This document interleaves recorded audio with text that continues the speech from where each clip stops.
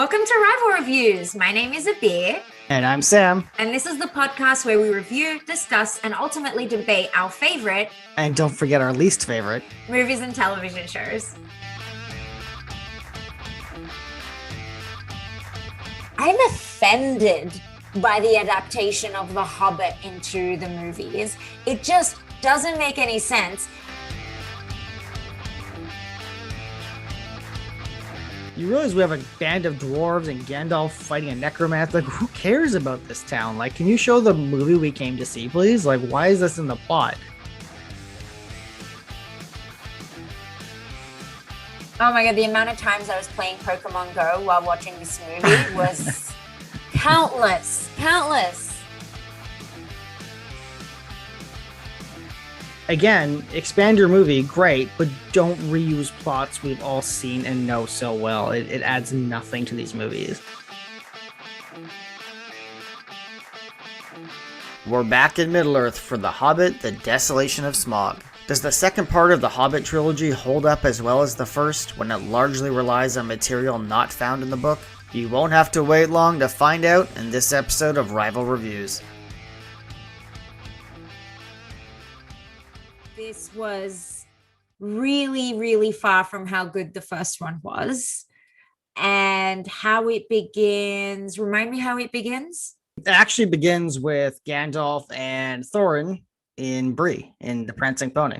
With the beginning, Gandalf meeting Thorin, love Gandalf, love his presence in all of the scenes, loved how the really creepy looking dudes who were ready to attack sort of just dissipated when Gandalf was there. And then it also makes you realize that in Lord of the Rings, when Frodo comes and says, "Have you seen Gandalf?" He says, at the Prancing Pony, the bartender says he hasn't seen him in a very long time. So That's I'm true, assuming yeah. this is that time, the last time he had seen him. Yeah, that works. Yeah. I like the backstory of Thorin's father. So Thrain, we saw some of that in the first movie. But I like that he just went missing and was presumed dead. And Thorin doesn't believe that. I thought that was really good. I love the references to the Dwarven rings and stuff like that is Yeah. always cool. Like any kind of expansion on the lore of the One Ring is always cool to me. I love that Gandalf brings up Smaug and talks about, he essentially alludes to the fact that he's afraid that Sauron or the darkness or whatever's out there right now will corrupt Smaug. And and if that happens, like, one of the things going into this movie and the first one that I was trying to remember was like, why does Gandalf care about the dwarves finding their home more than just being a good guy? And like, then being reminded that, oh yeah, if evil gets a hold of Smaug, it's all over. There's nothing they can do about it then. Yeah, exactly. And the dragon tends to be in it for himself. Like, so long as there's gold and there's destruction, really, then he's okay with it. And that's like prime territory for Sauron to breed on. So yeah, he would have definitely been used in the wars against the good peeps, or our version of the good peeps, at least. Yeah, I mean, the good ones. The only downside to the intro is, of course, the return of our friend Azog. Yeah, I really don't enjoy his storyline. I think we mentioned that last time. I don't think he adds anything to this movie He's barely in whatsoever. it. Yeah, so like they really built him up in the first one, and then they got to a point where it looked like he was going to exact his revenge on Thorin, and then you get through this entire movie and he's got like someone he's asked to work on his behalf. Yeah. So that's odd. And like, I get it. He's doing at this point in time the necromancer's bidding, but it's just really dislike any of his appearance. He just added nothing to this movie. Nothing. Yeah, it really didn't make any sense. Like, it's slightly skipping ahead when we say this, but Bolg, I think his name, Bolg, is the orc that he likes, his lieutenant or something. I don't know. He basically just replaces Azog's role in this movie, though, of chasing them down. And Yeah. it's so pointless. Like, just keep using him. You already made this guy up in the last movie to have this antagonist. Like, why are you making another one and then having this one do nothing? Yeah. I don't get it. You already have, I mean, they took a lot of creative freedom with I'd the say. movies, and I would say that his story didn't pay off. Like, this is one of those storylines that I'm like, about. It's a lot of this movie though. It's a lot of like stuff in the middle that doesn't really have a payoff. Yeah, and there's more like later on in this movie that I'll bring up, but it's just like you really didn't need to make this addition. No, I mean, there are parts I like, but overall it's expanded on in all the ways I didn't want it to be expanded on. That was Yeah, the problem with this one versus the first. And I don't remember the third one that well at this point, but at least the first one expanded in the most of the right spots. yeah, yeah. I will say in 4K, which again is the versions I'm watching for this, it is pretty gorgeous. This one for sure looked really good, especially the beginning when they're running to Beorn's house and it's like, vibrant green and these cool bumblebee effects everywhere and stuff like that. Like it looked really good. Yeah. So what did you think of Beorn? Like that's kind of the scene right after this, that the dwarves are escaping the orcs right at the beginning and they run to Beorn's house. Love that scene. Thought it was really cool. Thought Beorn's really cool. Love how he was portrayed. Love that he's so big, like so giant. And thought it was a good scene. Could have done without because he didn't really do anything in the moment. Thought he was a great character that was underutilized. That's what it is.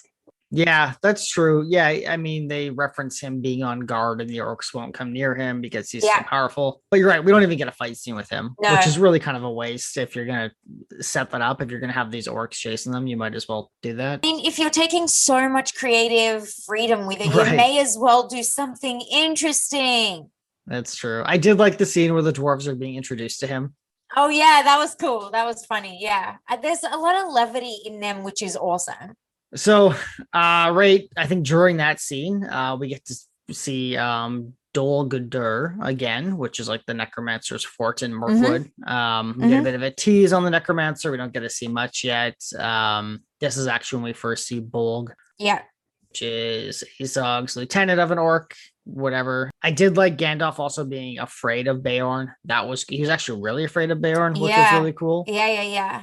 You see fear in Gandalf a couple times actually in this movie, like nervousness and fear, whereas like something in Lord of the Rings, he was more wise, he was very resilient, very like strong, but you still saw I guess emotion in him, like things may end or sadness and whatnot, but I feel like you can see he's younger here and his experiences are slightly different. And I also find that Gandalf has a lot of respect for all the different species and beings that exist, so it doesn't surprise me that he is afraid. He's never met him either, and you're always afraid of the unknown. I think too, you touched on that really well. And actually we brought this up in the first review, I think. But Gandalf being more fearful in this one, more cautious almost. And I would say, I don't want to say confident in fellowship and all that kind of stuff, but I think the difference is in Lord of the Rings, you've got Aragorn, you've got Legolas, you've got Samwise to an extent, Gimli. And Frodo, but I'd say a bunch of people who are quite strong-willed and capable of doing the right thing. And Gandalf knows that in Lord of the Rings. He can rely on those people. So even when he gets separated from them, he has confidence that, Aragorn's with the Fellowship. Yeah. When he does fall, actually, that's at least that. And I think in this one, he has no idea what Thorin's going to actually do. Bilbo is just a hobbit learning, he's got a good feeling, but we don't know yet if Bilbo can do anything. So I think it's that, right? It's a lot of him not having the confidence in these people yet because they haven't proven themselves, or they don't have the confidence in themselves yet. Yeah. Or maybe some of them have too much confidence. And I guess that's true. Going toward the dwarves, for example, and Thorin. So I feel like, so like with this one specifically, there's too much confidence and it's starting to blind him. Yeah, I also like the references to Angmar in this movie. There's a couple great scenes they talk about it. I believe the next movie there is a part where they're kind of near Angmar. I always love that, just as a fan of Lord of the Rings and the lore, and knowing that the North and Angmar had such a strong role to play while everything else was going on, but we don't really see that in the movies, and rightfully so. Like there's no time in Lord of the Rings to show that, but I love that. I love when they can that's like a good use of expanding the time in this trilogy. Like, show us more of that, talk more about where these creatures are coming from and why this necromancer is tied to that. Yeah. There's material there that they're using well. Yeah, I think they did that really well. And like how they portray, and I mean, I'm going to get ahead of myself and I want to make sure I don't, but how they portray the Witch King of Angmar and like the 9 men. That was really cool. There's 9 of them, right? Yes. Yes. Yeah, definitely 9. I was like 9 went to men. Yeah. So I thought that was really cool. There's definitely a lot of weaving between Lord of the Rings and The Hobbit, different to the way that it was in the book, because the book didn't really go into this the same way. So they definitely put a lot of effort into weaving that. Still think they could have done it better because they didn't need to have all these additions to actually make a good story. And I think we mentioned last time, I wish they'd go into the background more. So what did you think about Mirkwood then? They head into Mirkwood and Gandalf leaves them at this point. As we talk about Angmar, actually, Galadriel telepathically speaks to him to talk about Angmar, and I believe it's a tomb in Angmar. This is something I actually forgot to bring up in our last review of this movie. There's the scene where Gandalf and Galadriel and Elrond and Saruman are all talking at that council. Oh yeah. And Gandalf, right? And Gandalf turns around at the end of it, and she's gone. And I don't think I noticed it before until I was watching it, that she was never really there, was the point. Oh, like, yeah. She never actually left Lorien, right? I thought that was actually really cool. I didn't catch it the first time, but this also just reminded me of that in this movie, how she's speaking to him and he's hearing her from where she is in Lothlorien. She's super, super powerful. And I don't think we actually get to see the extent of her power. We see a little bit of it in this movie of The Hobbit, but we really don't, not even in Lord of the Rings, we don't see the extent of her power. Yeah. Well, I mean, she's got a ring. She's also like a super old elf at this point. Like, she's crazy strong. Yeah, so I like that Bilbo, sensed the sickness in the trees. Thought that was a cool touch. And we know Mirkwood's not in good shape before this point, but this is cool to see. I also really like, skipping ahead now, but I like how there's just Gandalf is consistently getting caught and then imprisoned and then having to be released and saved by like a cool group of people or something fun. Get to see some really cool stuff whenever that happens, even though I'm like rolling my eyes. I can see you rolling your eyes at it too. Yeah, my problem with that, it's my problem with this movie. So, let's talk about that when we get to that part. Actually, I'll wait. Yeah. I did like the moment where Bilbo says to Gandalf, I found something in the caves of the Misty Mountains, right? Mm-hmm. And Gandalf, like, what did you find?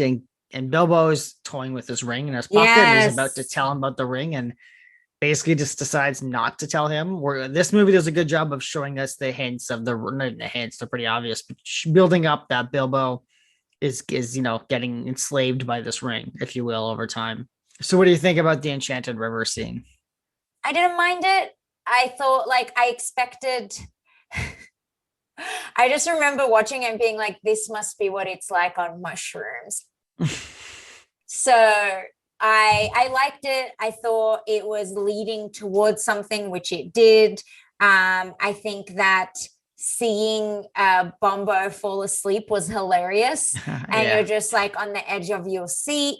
And then obviously the subsequent impact that it had on them and how they ended up really just losing themselves and going around in circles. I thought that was hilarious. And it was a great lead up to the next scene. Yeah, I liked the dwarves wandering around the different paths and stuff, showing they're kind of lost. That was really cool. I like Bilbo touching the web that alerts the spiders. So really cool callback to Pippin in Moria. Yeah. Knocking the soldier armor down the well and calling the goblins there. Yeah, that stuff was really cool. A little bit long for a scene, but also I know we're watching the extended edition, which did extend to that scene. Yes. So, that's fine. That's what you put in extended edition. And the spiders are so cool looking in this movie. The spiders are terrifying. I thought the way the web reverberated and then the spiders started attacking, I thought that was cool. I really, really, really dislike really dislike the way the spiders wrap them around in the cocoons. And I really hate that scene in Lord of the Rings where it happens to Frodo and he's like so pale and it makes me icky. I always fast forward through it because I just can't watch it. You hate it. You hate it because it's supposed to make you feel that way though, right? Yeah, like, yeah. Like, oh, it makes me feel so icky that I can't watch it. And so I was like on edge in this scene being like, oh no, are they going to like do the same thing? But thankfully they didn't. I loved Bilbo being like, Sting. That was really cool. That like, you know, the name. And then obviously I love the appearance of the elves. I feel like the elves are portrayed in a way that make you love them. You're like, oh, they're so cool. So it's really hard not to like the elves, and especially when they appear and just like beat everyone up. Yeah, there's a quick part before the elves where Bilbo, I really love the idea, which is not in the book. Actually, I had to look it up because I couldn't remember, where Bilbo puts on the ring and then he can hear the spiders speaking to each other. I thought that was such a cool idea. That just made them extra creepy, and the idea they're communicating and you know that you can't hear is so cool. So cool, yeah. I also like when he drops the ring, and there's like this centipede creature that gets between him and the ring, and it's another like moment with Bilbo where he looks at the ring and he gets angry because he wants to get his ring and he attacks it like really viciously just to get his ring. And I thought that was another little moment that was a really cool build up for Bilbo. Yeah, I think it was very much the moment where he realized that he's got a bit of a problem on hand. And also we got to see the parallel between him and Gollum in that moment. Yes. Yeah. Yeah. And I think he's starting to like to get an idea of what he saw in that cave in Gollum. The elves arrive. It looks ridiculous. I think the effects are not great on the elves. Oh, the scene where like Legolas jumps on a bunch of spiders and slides. It just looks so silly. The CGI was so bad in this movie. Like there were moments I was like, what is going on? It reminded me of Legolas in Two Towers when he slides down the shield, which is like it doesn't look silly in terms of effects, looks silly because it's dumb. And then there's the scene in Return of the King where he like single-handedly kills that Mumakil, and that looks awful for effects. Like it's just like a weird cartoon flipping around an elephant. Oh, it was so bad. That's what this reminded me of. And like the problem is it doesn't stop here. There's every time the elves show up to like fight something, it's just like cartoons everywhere. It's so weird. Yeah. And off-putting. Speaking of the elves, this is where like there is so much, and I don't want to be that person, but I'm gonna be that person. You can overlook the differences in Lord of the Rings between the books and the movies because, you know, a lot of it was done for storylines, like for story setting. They stayed true to the books in most cases. It was a great adaptation, in my opinion. I'm offended by the adaptation of The Hobbit into the movies. It just doesn't make any sense. And what doesn't make any sense, and I know why they did it, but like Legolas and Tauriel, neither of them appear in The Hobbit, and now they appear in this movie. And so you're just like, okay, well, I'm going to chalk it all up to continuity and like building a storyline and weaving the web for Lord of the Rings. That's what I'm going to like, you know, chalk it up to, because otherwise I'd be really disappointed in introducing characters and then creating this whole thing. Anyway, I'm offended. That's all. Technically, Legolas is in The Hobbit.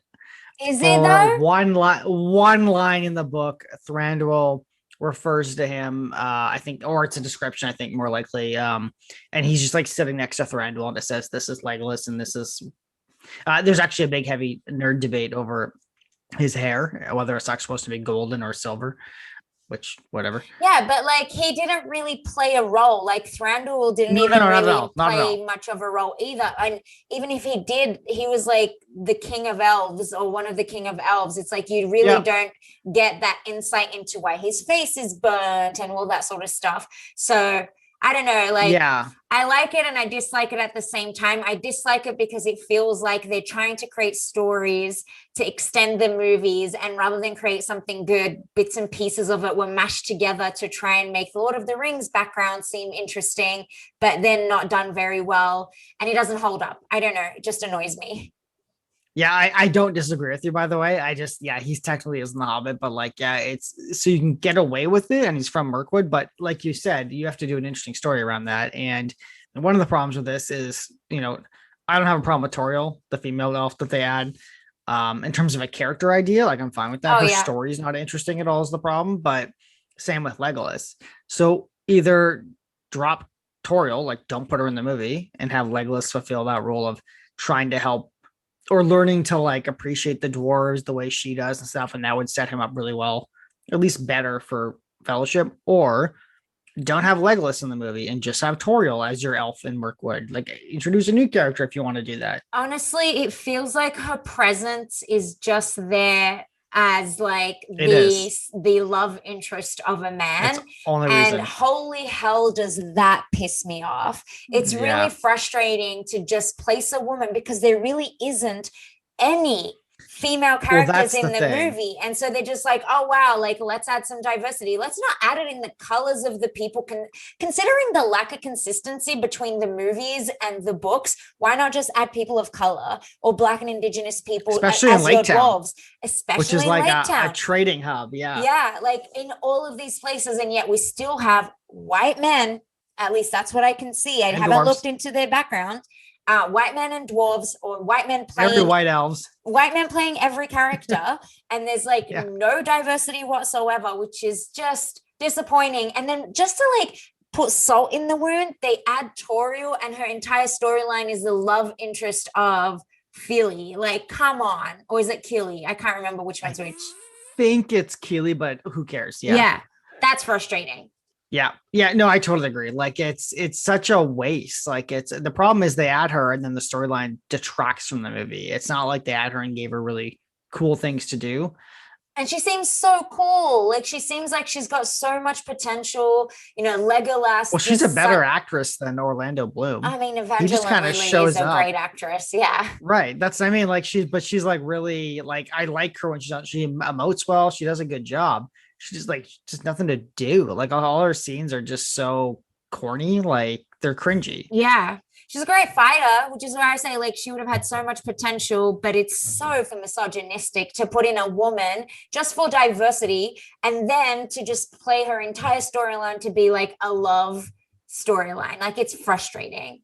I'm gonna point out two more problems with that. So one, like, because this is an important topic, I think, too. Like one with her, so Legolas is fundamentally broken in this movie. He is there's a scene where he kills probably 50 orcs in a row and at least 30.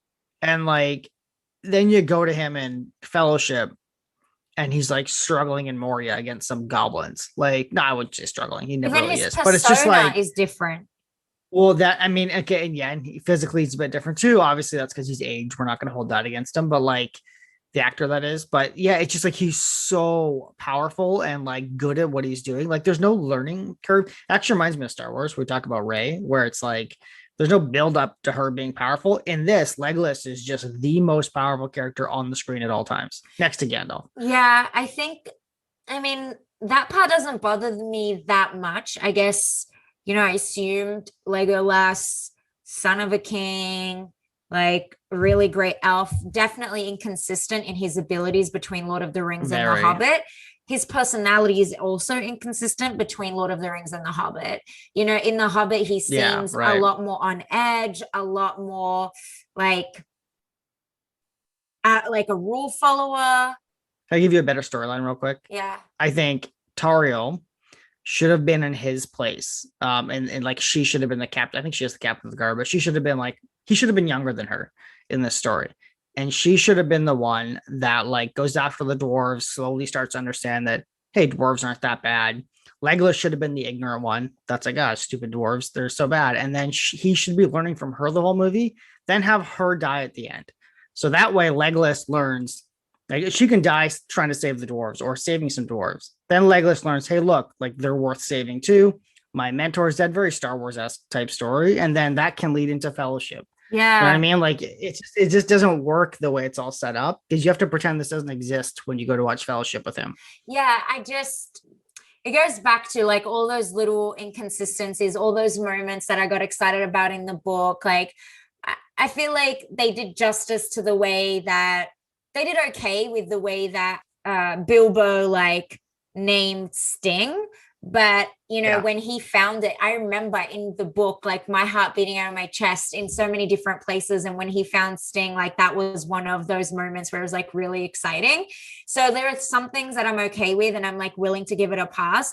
But it's just so frustrating because you feel like they made these movies for money, so capitalism rules as usual, Yeah. and B, for the like movie fans, which is fine. But even if you make it for the movie fans, you've still made a storyline or background that's like leading into Lord of the Rings. Like that inconsistencies, there's so many inconsistencies. It's offensive from every way. You don't follow the book.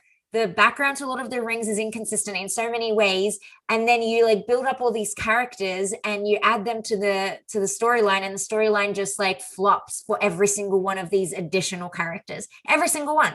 Yeah, like the Lord of the Rings movies, and we'll move on in a moment, but like the Lord of the Rings movies, the stuff they expand on, which isn't a whole lot, but they expand a bit in some areas, like adds to the movie, or at best it's like negligible. You're just like, all right, I didn't love that scene, or I didn't need that, but whatever, it's pretty quick, we're moving on. These movies, it's so bloated that you can't get around it. Like it's just so much stuff that if you don't like it, we'll buckle up for 5 to 10 minutes because that's what you get. Yeah, I just not even like let's keep going. Yeah, we'll keep moving. I mixed on Thranduil.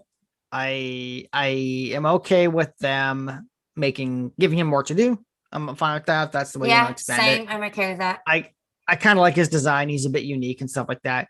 He's a little over the top with like his hand wringing almost. Like he's a little too villainous. It comes off a bit cartoony to me, but overall he's kind of cool. You mentioned earlier his burned face. I thought that was a really cool another nod to Angmar. Yeah, it was. I had no idea elves could do that. I think it's just him. I think he's so powerful and old at that point. I didn't know that either. That's probably not even in the book, but I like that idea. I did like fire drakes in the north are a big thing in the lore. So like I love that reference, but that was cool. I like Thorin standing up to him. That was fun too. Then we get some more cringy love scenes with Toriel and Keely while he's in prison because the dwarves have been captured by the elves by this point. Legolas is stalking her from what I can tell and just very creepily watching her, which is not enjoyable. The thing I find so funny is how Bilbo was able to get around like the Elven kingdom by being hidden because of the ring. Like that's something that I always found interesting, how with the power that all of these elves have, do they not realize that the ring is within their vicinity despite feeling so many different things? So like I guess I was shocked that they weren't able to be like, holy hell, this is here.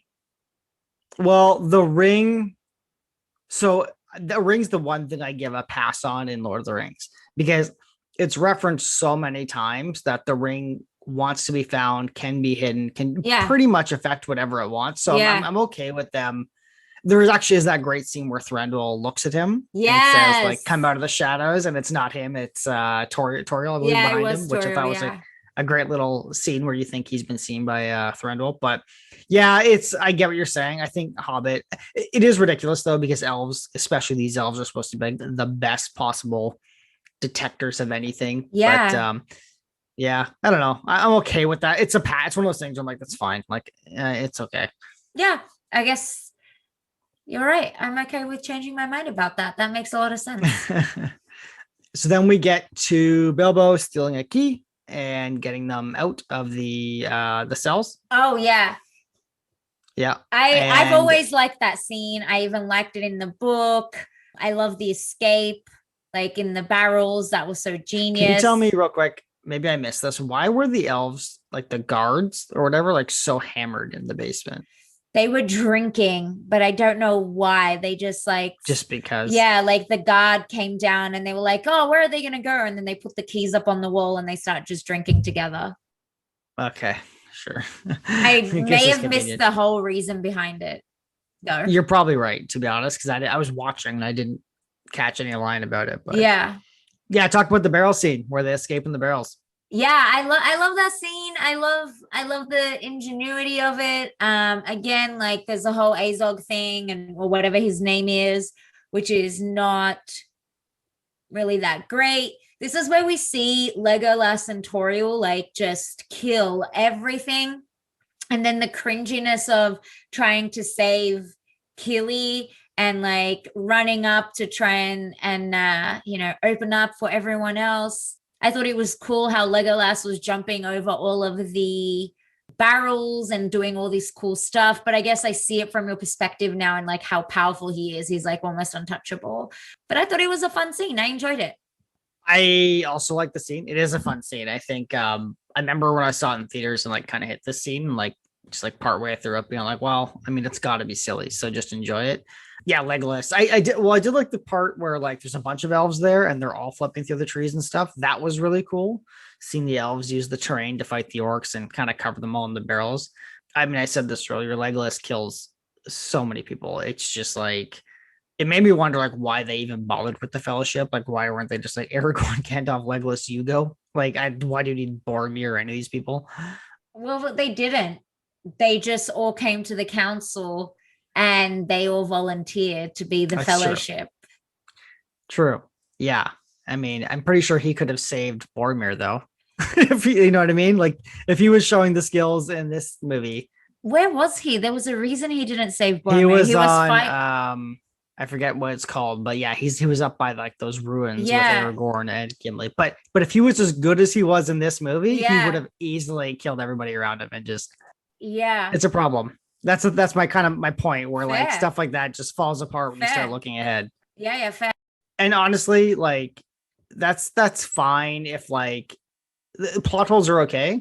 But when you already have made your other movie and you go to make a prequel and you build plot holes into that movie when you didn't have to, that's a problem for me. That's where I start to lose interest. Azog, plot hole in both movies. All of them, pretty much. Yeah. Yeah. So the CGI is pretty bad throughout this whole scene. Some of it works fine. It's basically anytime they're not just sitting in the river in barrels that it doesn't hold up. The battle is cool. It's a lot of fun. I like the part where they're like chopping the log bridge as they kind of swim by it and stuff and knocking all the orcs into the water. Yeah. I like the bomber part, even though it looks horrible graphically, where he's spinning around. Oh, that was hilarious. Yeah, I love that. Yeah, altogether, it's a fun scene. It's totally, it's one of those scenes where I'm like, how do you film this? And then, they do a pretty good job, a good enough job that it works for the movie. Yeah. Yeah. Then we move on to Dol Guldur again. Mm-hmm. I mean, this movie gets a little bit tricky to like go in order with coming up because it starts splitting storylines a lot. But we hit the part where Radagast and Gandalf are at Dol Guldur, and Radagast is immediately a goofy, comical Jar Jar Binks character again. Yeah, I mean, I feel like we both have different views about Radagast. Like, we don't learn a lot about him in the book, but I feel like they took some creative freedom again, and I enjoy the creative freedom that they took with him. So yeah, we disagree on Radagast. That's fine. I do like this part where Gandalf is discussing the ring wraiths with Radagast. That's cool. That's a nice nod to what they're going to become in Lord of the Rings. That's really cool. I like how Gandalf talks about Azog being a commander of war, but I don't know why they didn't just introduce him in this movie. He's preluding the fact that a war is coming, which makes no sense in the first movie, but because he needs to hunt down Thorin, but then stops hunting him in the second movie. Apparently, yeah, he just gives up after he's almost got him. Yeah. Yeah, I don't know. Come on, and then that's pretty much the Dol Guldur scene. Anything to add before be going to Bard next? No, because I'm excited to talk about Bard. So Bard shows up. The dwarves, they crash their barrels on the shore, and Bard, the bargeman, shows up. He is also a very crazy good archer who's shooting things out of the air, and it makes me wonder why everybody in Middle Earth doesn't use a bow at this point, because everybody who touches a bow is amazing. Yeah. I didn't enjoy Lake Town. I didn't enjoy the Bard's story. You know from the book that what the Bard's going to do, or what Bard's going to do, but you didn't get his storyline. So I thought, they're probably taking time to build up his storyline.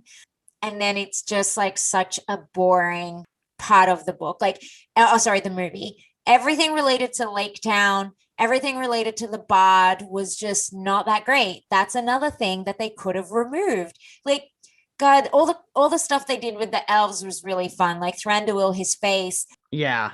the spiders, all these different scenes, like even leading up to the necromancer, even though in the book, like Gandalf was already aware of the necromancer before he goes and faces him.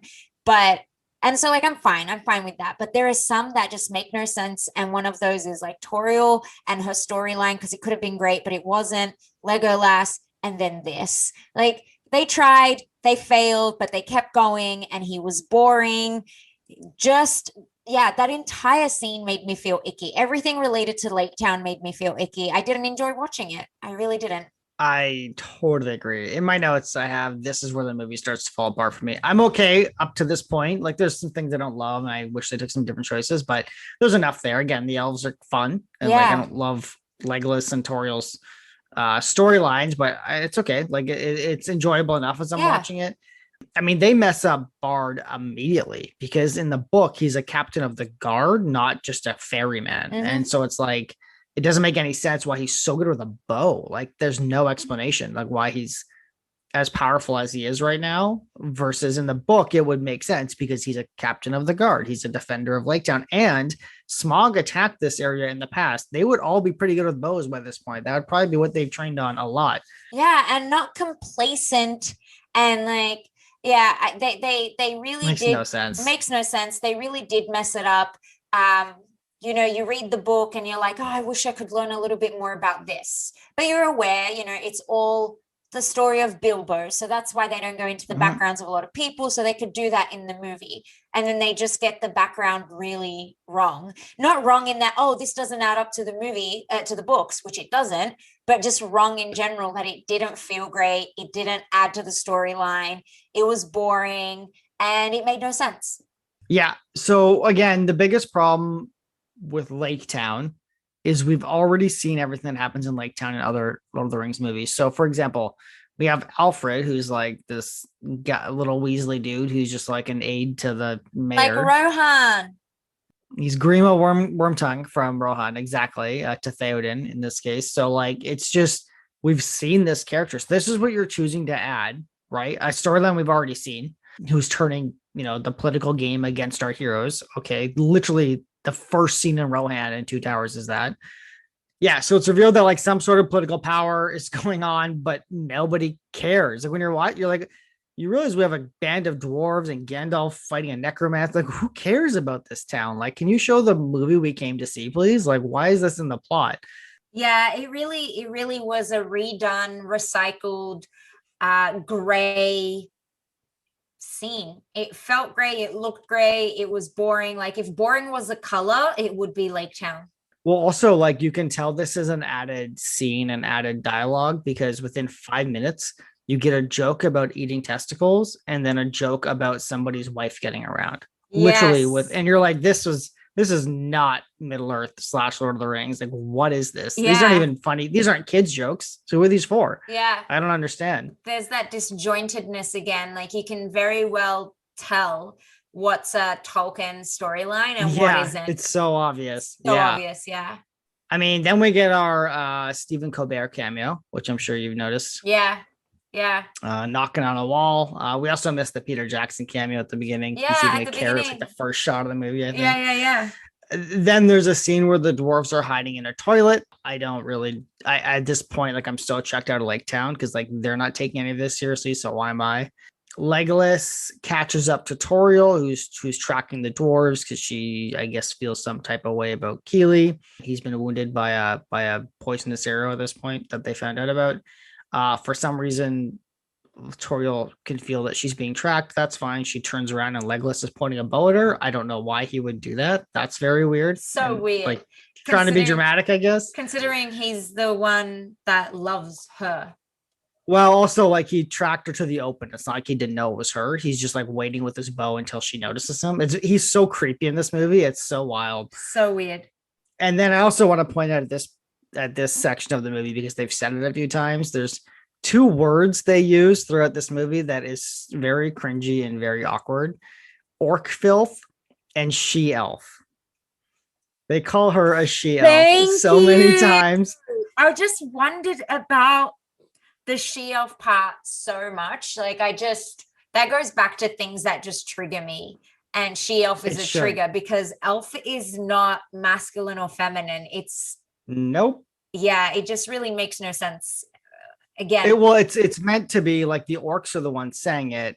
They're saying like find the she-elf, get the she-elf, and then Legolas is saying, "Oh, all the elves are calling them orc filth." So it's supposed to be derogatory to both races. Like it's only used in terms of negative towards the other race. So when you specifically say she-elf and not like some other kind of like elf filth or whatever, it is weird. It like singles her out in a weird, uncomfortable way that's like not natural in dialogue. Unnecessary additions.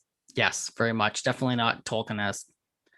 I do like in that scene, Toriel refers to Legolas with the word melon, which is the word for friend in Elf that we discover in Fellowship. Yes, which is cool. That's true. It's a nice little nod. I thought. Yeah.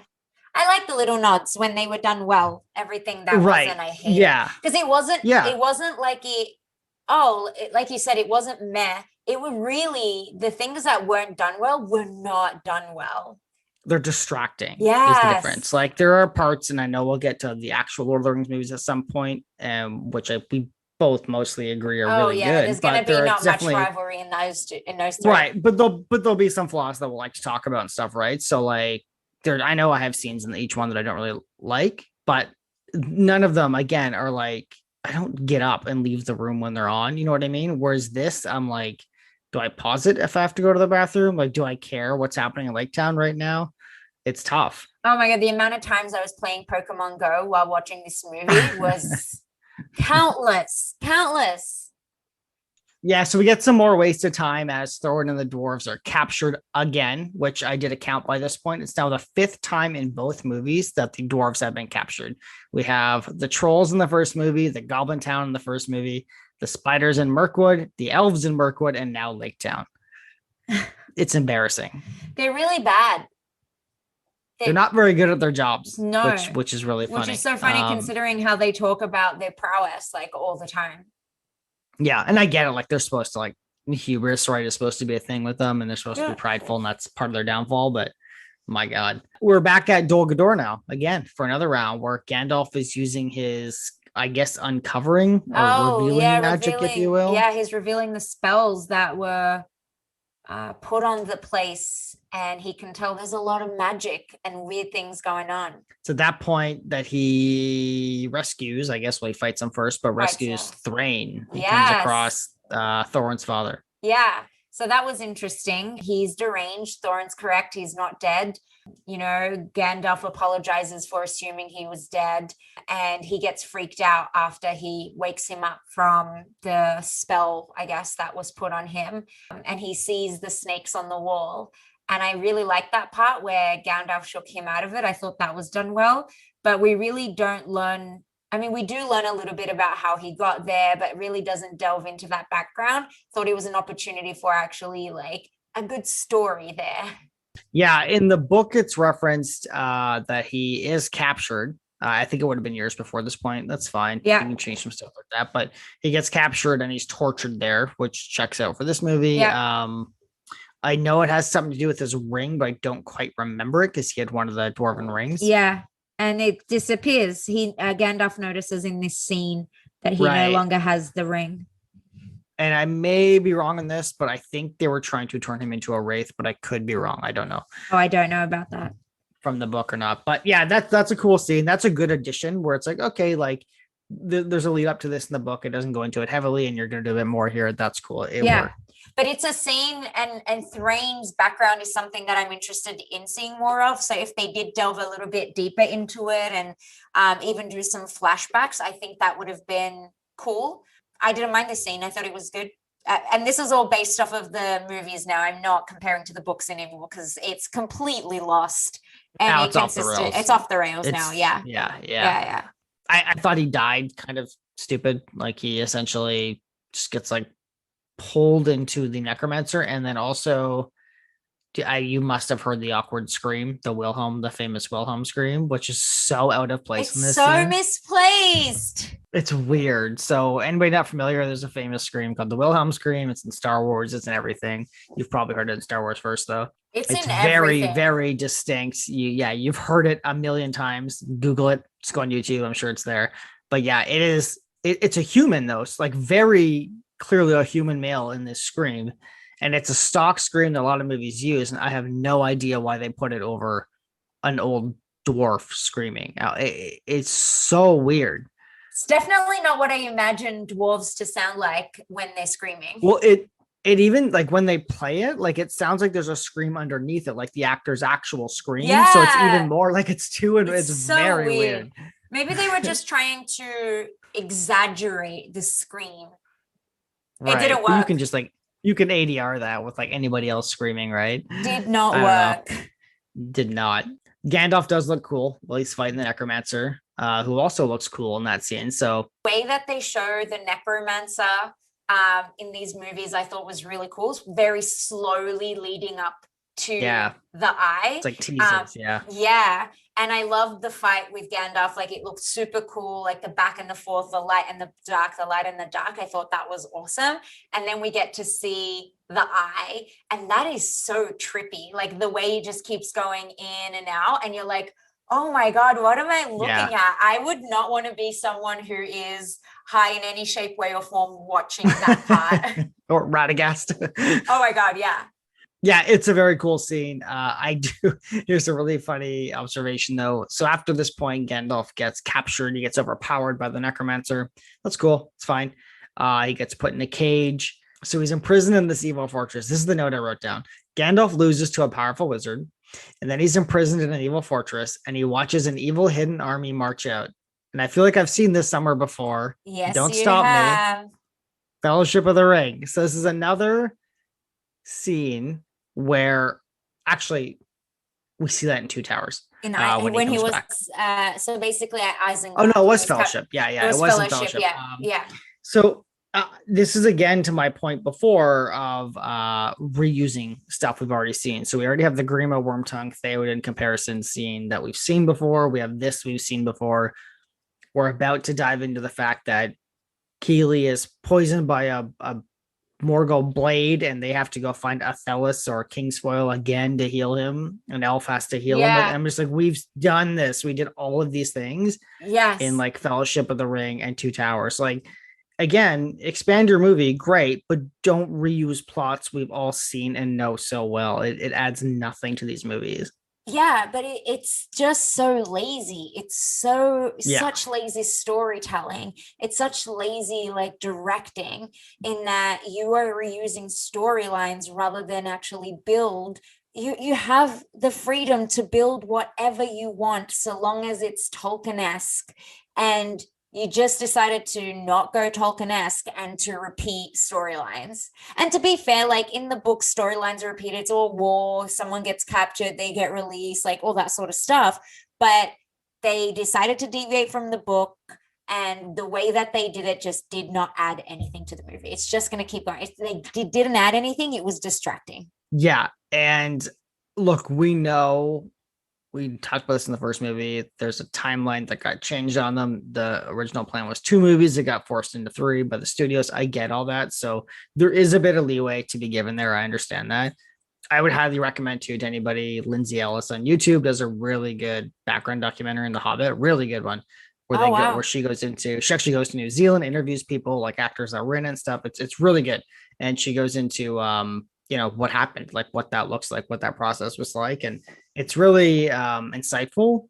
So again, I get it, man. Peter Jackson, his team, they worked hard with what they had. They did, yeah.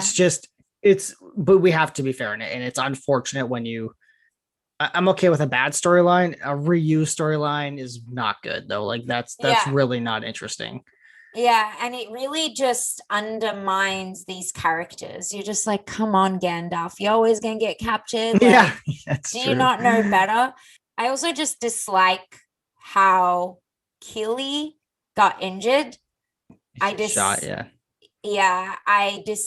and I think when we're going to get to the third movie as well, I'm going to dislike a few things there. Yeah, I really dislike Killy's storyline. I even don't like Thorin's storyline that much. Yeah, Thorin's storyline is definitely better in the first movie. It definitely gets less interesting in the second. I believe the third, from what I remember, we'll get there, obviously. But yeah, I mean, I think we've said what we need to say on that part. But You know what it is? Sorry to cut you off, but yeah, go they ahead. tried to make the movie about everyone. They tried to make it about Thorin. They tried to make like they also tried to create like these elaborate storylines for everyone when the book is about It's Bilbo. very simple. Yeah, And it's Bilbo's journey with it's these his dwarves. perspective the whole time. That's the Yeah, difference. and Yeah. it's his perspective the whole time, but we see Bilbo grow throughout the Mhm. entire book, and we see him turn into someone he never thought he was going to be, and we do see that in the movies too. Like, I don't want to take that away, Sure. but the movies are trying to do too much. They're trying to do too much, and they fail at all of it. Yeah, and I haven't seen the third one in a couple of years at least, but if I remember right, he's barely in it. Like he has some good Yes. scenes, I think, in it, but like he's and I get and honestly in the book he was also barely in the Battle of Five Armies. The difference is the Battle of Five Armies wasn't 3 hours long in the book, right? So it No, it was, wasn't. that's when you're missing him that long on the screen, it's kind of painful. But you're totally right. His perspective, it's all his perspective in the Hobbit.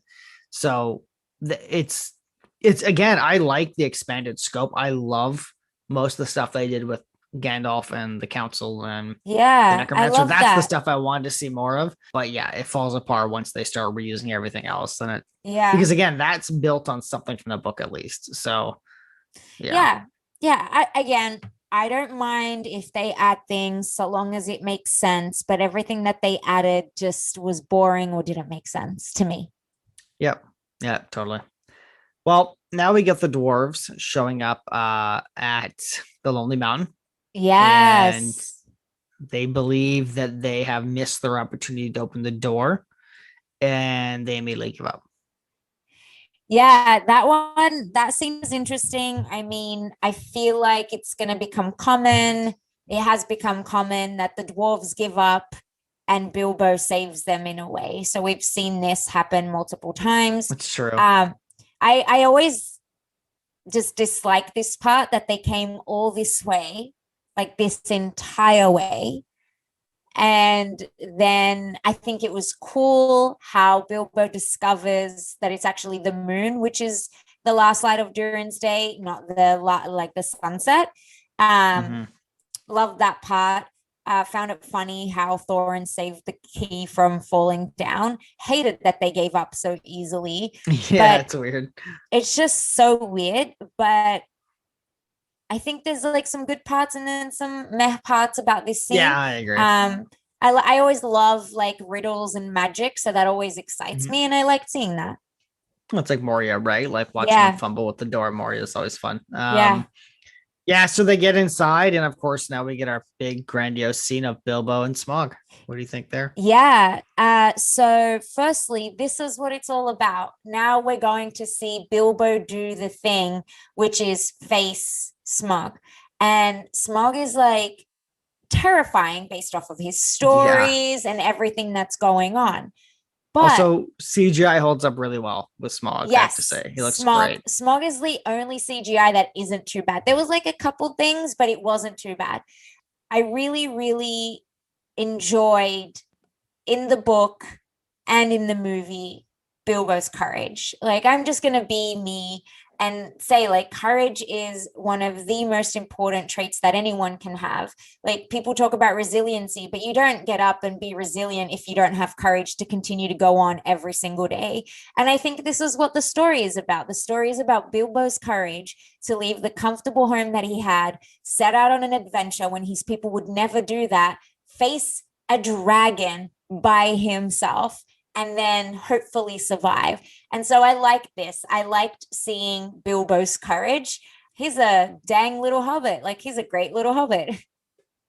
There's two moments in the entire six movies. I don't remember. I think it's in Fellowship when Gandalf turns to Frodo. Nope, I think it's actually in Return of the King. I don't remember, to be honest. It's one of them.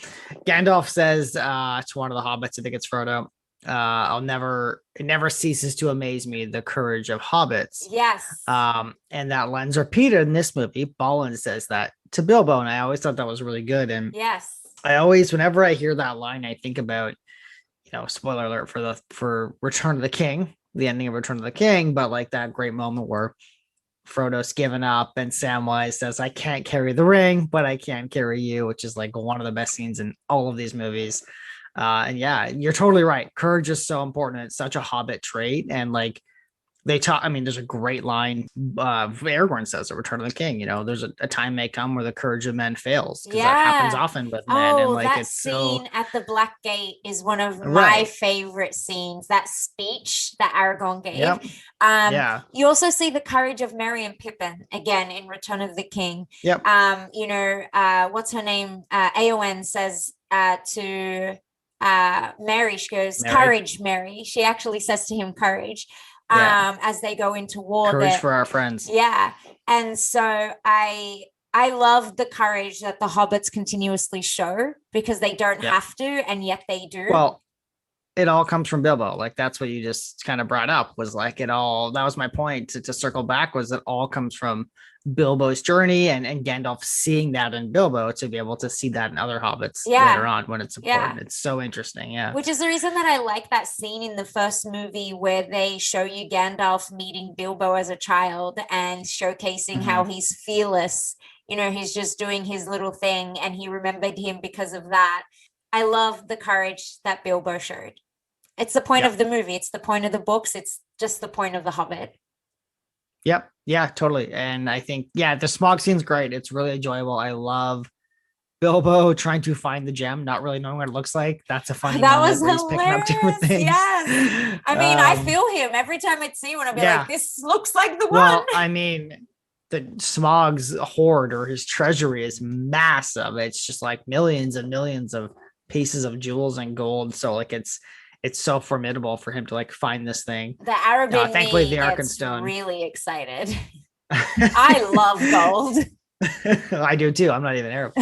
But yeah, the Arkenstone thankfully is like shiny and bright and he finds it. Has trouble getting it because Smaug is, he basically tries to distract Smaug by complimenting him and lying his way through, which is really great. And Smaug knocks the treasure down. He's got to go find it. And eventually he gets chased out. And for some reason during this entire scene, the movie decides we'd rather see what's happening in Lake Town. Yeah. And continues to cut back to the dumbest, most boring plots. One of them is Bard being chased by, I guess, town guards. Like, I don't care what Bard's doing because there's a dragon.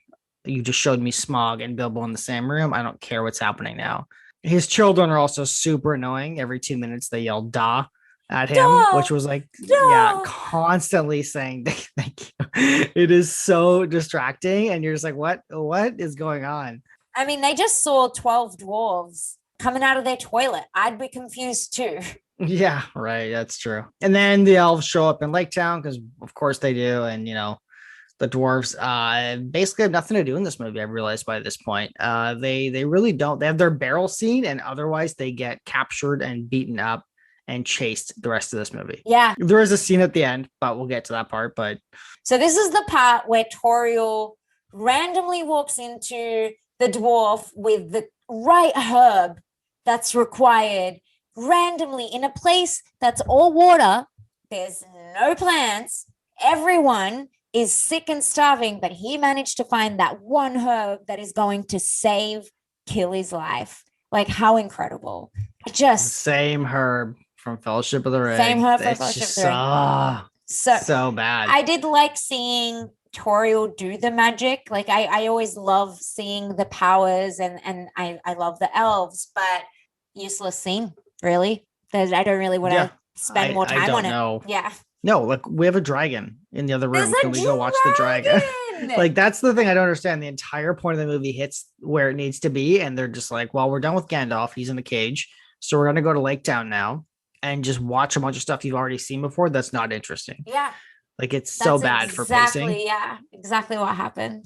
And then Legolas fights Bolg, the orc.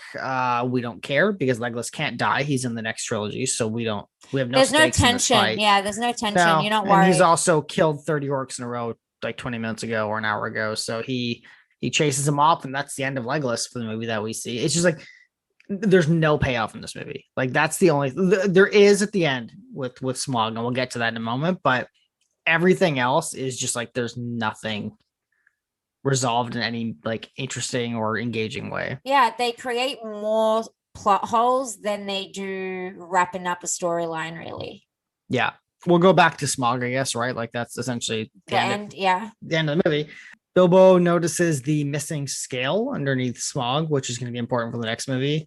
In the book, I don't know if you remember this, the thrush is the one that like discovers it. Like the thrush is actually like a friend of man, which I looked it up, so I couldn't quite remember, and thought that was interesting. Yeah. Fine change. You don't need that in the movie. No. So Bilbo noticing it makes him more important, which is cool. Yeah. I mean, they tried to make Bard. I mean, Bard is important, but they tried to make him more important, and all they did was make him more boring. I don't see the point of him at all in this movie. Well, he shouldn't have showed up in this movie because you know his main purpose is taking down the dragon, and that's his only purpose. Purpose. And they could have built his storyline effectively in the second one, but they decided to go to Lake Town in this one. And so I guess to them, it's like, well, we have to pass through Lake Town to get to the Lonely Mountain, so may as well bring up Bard. Right. And like, that's okay to introduce him in this movie, but don't make an hour of this movie about him or whatever it is, 30, 45 Oh my God. minutes. Yeah. And then he has even like a lot more annoying parts, but even that part, I think we missed talking about it, which was when he basically says he doesn't want the dwarves to go to a Lonely Mountain. And I'm like, wait, why did you help them then? Like, why did you go to all of this effort? You know who Thorin Oakenshield is. Well, he figured who it was. But what was the point of that? He just flip-flopped so much. It was just so inconsistent. Again, getting ahead of myself. It's the same reason they have the Alfred guy who's like Grima Wormtongue and the mayor of Lake Town. It's just an antagonist to have an antagonist. The problem is you have like 5 already in this movie, right? You have Azog, you have Bolg, you have the Necromancer, you have Smaug. Like you don't need more people in the like. It's the same problem again as the first movie. You don't need Azog.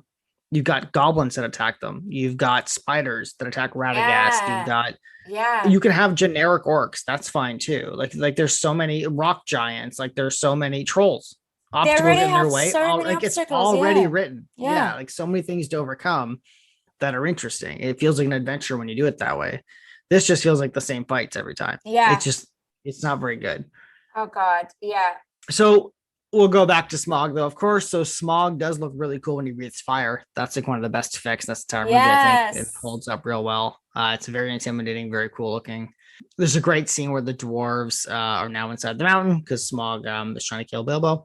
And the dwarves go in and they find a room of like old perished dwarves from before that like tried to hide. And that was like a really sad, somber scene of like seeing their kin that didn't make it out. That was really cool. Didn't he say the last of our kin? That was really sad. Yeah, that was a great, like for lack of a better word, humanizing of the dwarves, right? Like I know those are the best moments in the movie. There's very few and far between in this movie. Dwarfenizing, yeah. I mean, sure. I guess dwarvenizing, yeah. Humanizing because humans show emotion like that. Yeah, I mean, dwarves do. They're stubborn. True, but they show emotion. So dwarfenizing. Okay, I'm down with that. Sure. I know. Okay. I know you didn't suggest it. I suggested it, so I'm down with it for sure. You can make that t-shirt. Yes. So what did you think about the mine chase when Smaug's chasing the dwarf through the mine? Thought it was cool. Didn't really think much of it. I guess like I just hate that the movie ended at that point where you're just like, what's going to happen with Smaug and the dwarves and Bilbo? And like, I get why they do that. I just got annoyed at that scene. Yeah, I liked the idea of having the dwarves fighting in the mine and using like the mine against Smaug. Yeah. That was a fun way to use dwarves and like their own weapons and stuff. That was a neat, and they didn't have any weapons, right? So that was cool. I like that idea a lot. It drags on a little bit, but it's still kind of cool. I didn't like how they hid behind the columns and the dragonfire didn't get to them. I was like, come on. Yeah, it was. I did notice that there's a lot of inconsistencies in what the dragon could destroy and what like just stopped him a little bit or slowed him down. Like, first of all, this is like dwarven stone, right? So it should be like the strongest architecture there is. which is fine if you want Smaug to just kind of smash it to show how powerful he is. But again, like some of it would slow him down, some of it would stop his fire, other stuff wouldn't. And it was just kind of like, what? I don't understand like when they're safe and when they're not. And I guess maybe that's kind of the point, but I don't know. It just seemed more inconsistent than anything. Yeah, fair. I agree there. What did you think about the gold trap they lay on him? I like the gold trap, but like, come on, dudes. It requires time to cool down to actually become a prison. Like, y'all are supposed to be minors. You're supposed to know this stuff. True. I looked at it more as like they had no other idea what to do. Yeah. So there's like, maybe this will hurt him. That Maybe was he'll cool, leave though. something. That was Yeah. cool. I did like how he was covered in gold. That was Oh, it pretty looked cool. great. But then I love The effect gold. was great, Yeah, yeah. it was a great effect. And then he Anytime there's just gold. flies out, which was lovely. Yeah. So let's talk about him flying out and how the movie ends. What do you think? I mean, they put up a good enough fight for what they had, which is nothing. And then he just goes, well, I'm going to go kill Lake Town. And then that's it. And you're like, dang it. I love that cliffhanger, to be honest. Normally I'm like, oh, come on. But I loved it. Maybe because I thought it was done really well. So like Bilbo kind of stumbling out and Smaug quoting to himself, which I believe is from the book, where he says, I forget the first part. He says, I am something. Then he says, I am death. And then Bilbo, he's like, what have we done? And there's like great shot of Smaug like flying towards Lake Town. And Bilbo says, what have I done? And like that's then just cuts like that. I thought that was really scary. Yeah, no, I didn't think it was scary. I mean, I like all the scenes with Smaug. There's really not many scenes with Smaug that I don't like. And I like the concept of the dragon. I love the way Bilbo stands up to him. I love Thorin's madness when it comes to trying to find what he needs or what he wants. I don't really care for those types of cliffhangers because you're like, oh, they're going to end at this. They're going to end at something with the dragon. And then they do. And I don't know if it's just this movie. I think the scenes were fine. I just hate cliffhangers like that.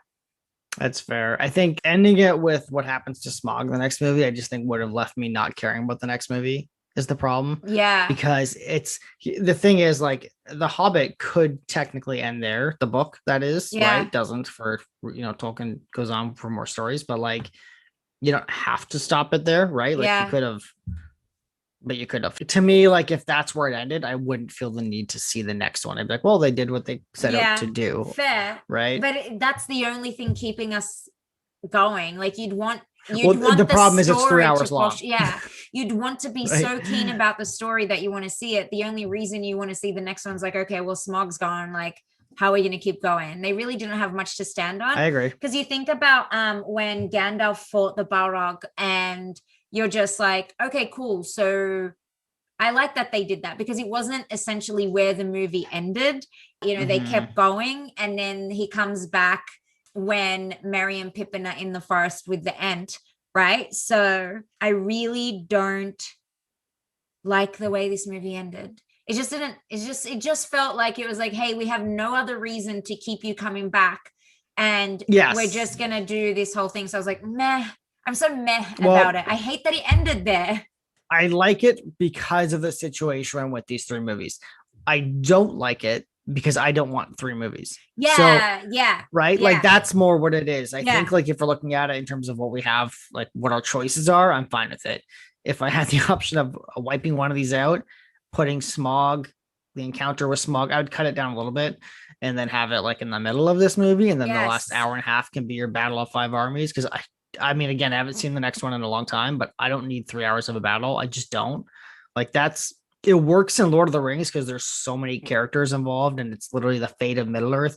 This is just like 5 armies fighting where I don't really care about a lot of the characters. So I just kind of, I don't know. It doesn't do a lot for me when I watch it, if I remember from before. So yeah, it's just, you don't need it.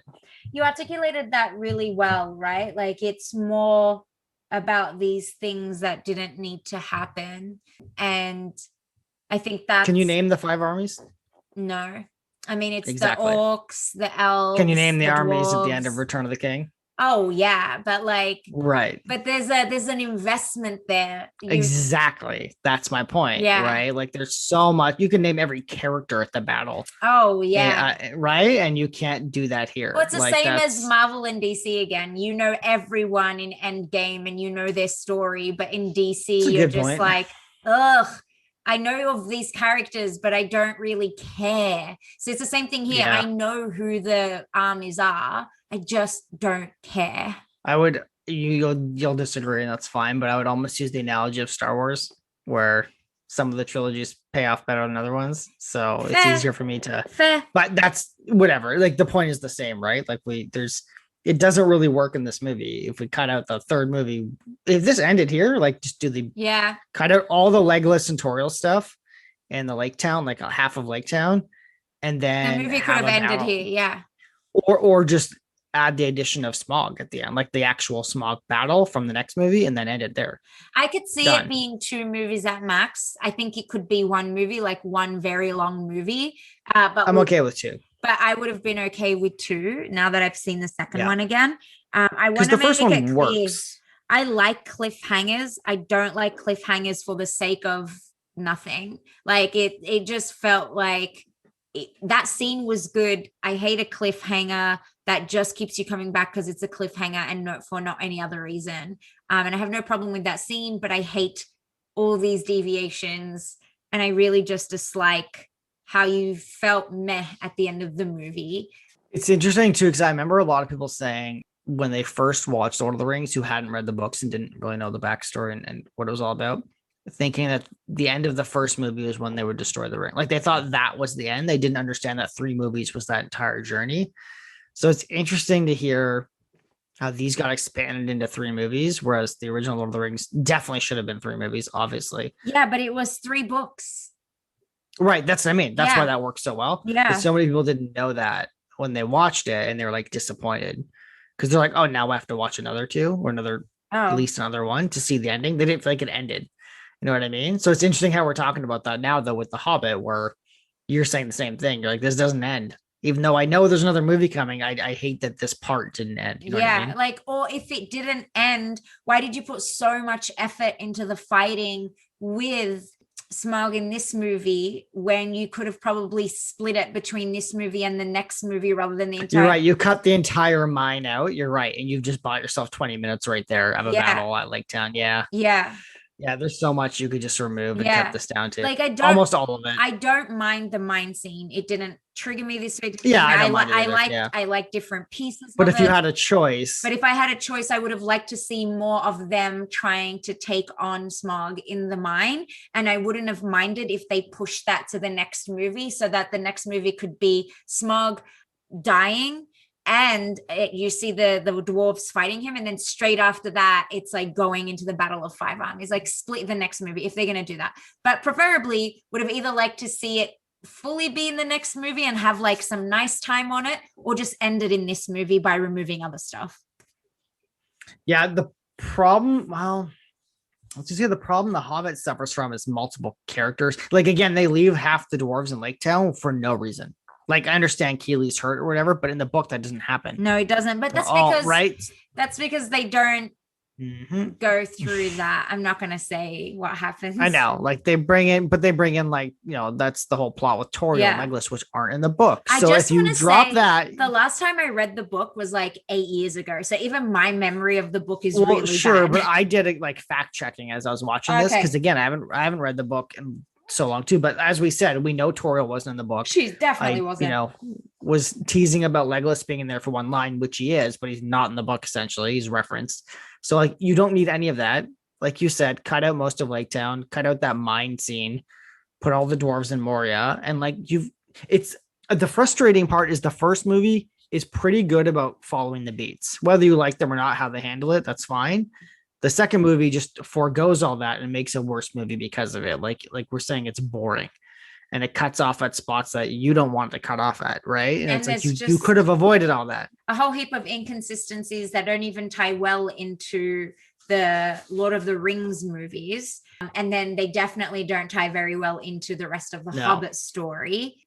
So yeah, like it's fair to say that this wasn't a great movie. I felt like the first one surprised me in that I liked it when I watched it, and I liked the effort they put into building a story. Knowing that Azog was not even a part of it didn't bother me as much as this movie did. Like, of course, It's more of a relief in this one. Yeah, it's more of a relief. And like, I don't like his addition, period, to these movies, but it was fine in that they did a build up and you expect something big from him. You expect something like to happen in this movie. And all we get is like these overall scenes where our heroes are Legolas and Toriel, and then we get to the mine at the very, very end of the movie, and they meet Smaug at the very, very end of the movie, and they only spend a very short period of time, or like actually probably like 20 minutes on it, when it felt like the entire movie was boring until they get to Smaug. Well, the length is the problem. It's literally a 3-hour movie. Holy, like literally. Lord of the Rings is longer than 3 hours. Sorry, Return of the King is longer than 3 hours, and that was so enjoyable. Yeah, it ended too many times. That's the one part I will agree with on people. Like, it's a bit of a dragged ending, but I'm okay with that because I liked Lord of the Rings. So I'm just like, I enjoyed this, but I can see why people don't. Totally understand that. This movie, again, like, it's just, I'm okay, honestly, with 3 Hobbit movies if they're all 2 hours. Like, cut enough of this garbage out and give me 3 movies where it's 6 hours total and it works. The problem, and I know it's not Peter Jackson's fault, is that studio came knocking and said, nope, you're doing 3 movies, 3 hours, just like Lord of the Rings. That's what we want. That's what you're doing. And so he had to stuff content, and, you know, here's where we are now. So I guess I'm going to end it there rather than rage. This movie is significantly worse than the first one. It doesn't carry on with the storyline really well. There's a lot of inconsistencies just in and amongst the movie with The Hobbit, the book, which is fine because at this point I've just given up on it being similar. I think it takes its own path. And then just inconsistencies with all the Lord of the Rings. So the movies, at least. So yeah, that's where I'm at. I really didn't enjoy this movie. I was bored in a lot of scenes, and I'm excited to see what happens in the next one. I agree. You summed all of it up. There's some things here I like. I wish there was more necromancer stuff. With Gandalf's actually barely in this. Now I think back, Lake Town is trash. It's the worst part of this movie. It's the most boring part of maybe all the movies. It's just so, yeah, it's not great.